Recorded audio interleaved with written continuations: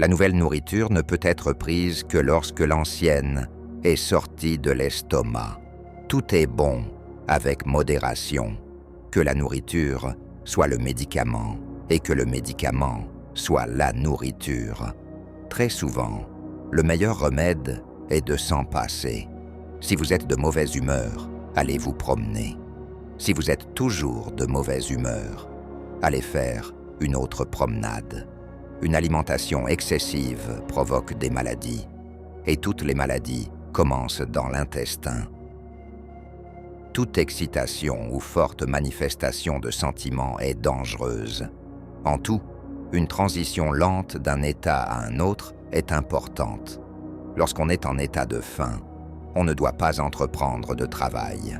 Ne remettez jamais le traitement à plus tard. Le sommeil et l'insomnie, lorsqu'ils sont excessifs, sont mauvais. Dis-moi ce que tu manges, et je te dirai de quelle maladie tu souffres. Les maladies dues au surmenage se guérissent par le repos, et celles qui proviennent de l'oisiveté se guérissent par le travail. L'âme humaine se développe jusqu'à la mort. Le temps contient toujours une opportunité. La force naturelle de guérison en chacun de nous est la plus grande force pour se rétablir. Il est nécessaire non seulement de traiter la maladie, mais aussi de lutter contre les causes qui la provoquent. La maladie vient toujours soit d'un excès, soit d'un déficit, c'est-à-dire d'un déséquilibre. Tout excès est contre nature. Le premier commandement du médecin, ne pas faire de mal. Lorsque le cerveau est sain et calme, une personne pense raisonnablement. L'ivresse des pères et des mères est la cause de la faiblesse et de la maladie des enfants. Le médecin guérit la maladie, mais la nature guérit le patient. Certains croient que nous ressentons avec le cœur parce qu'il se rétrécit et se fige de tristesse et d'inquiétude. Cependant, le cœur n'est pas capable de comprendre et de penser. Seul le cerveau peut le faire, et c'est le cerveau qui donne naissance à nos sentiments. La faim affaiblit et tue une personne, tandis que la nourriture lourde détruit le corps humain.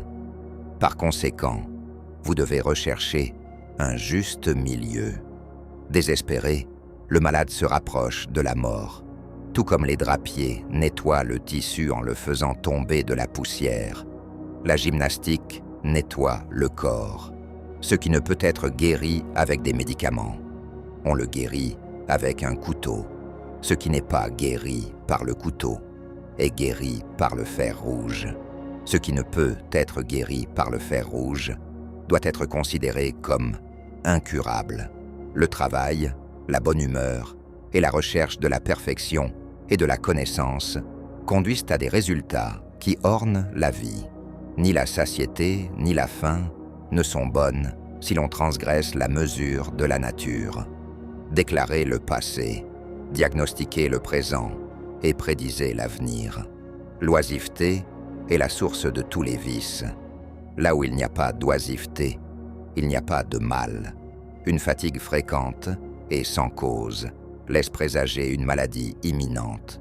Le médecin est philosophe, car il n'y a pas de grande différence entre la sagesse et la médecine. Le mariage est une fièvre à l'envers. Ça commence chaud et ça finit froid. Le cerveau contient notre esprit, notre folie et notre folie, ainsi que toutes nos peurs et nos horreurs, y compris nos rêves, ainsi que toutes nos capacités et notre négligence. Se brûler vous fera toujours briller pour les autres. Il y a en fait deux choses: savoir et croire qu'on sait. Savoir est une science. Croire qu'on sait, c'est de l'ignorance. Évitez les relations sexuelles à un âge avancé, car à cet âge, il est plus sûr d'utiliser d'autres sources de plaisir. Ne parlez de votre maladie à personne, sinon vous risquez de recevoir des conseils qui pourraient vous nuire.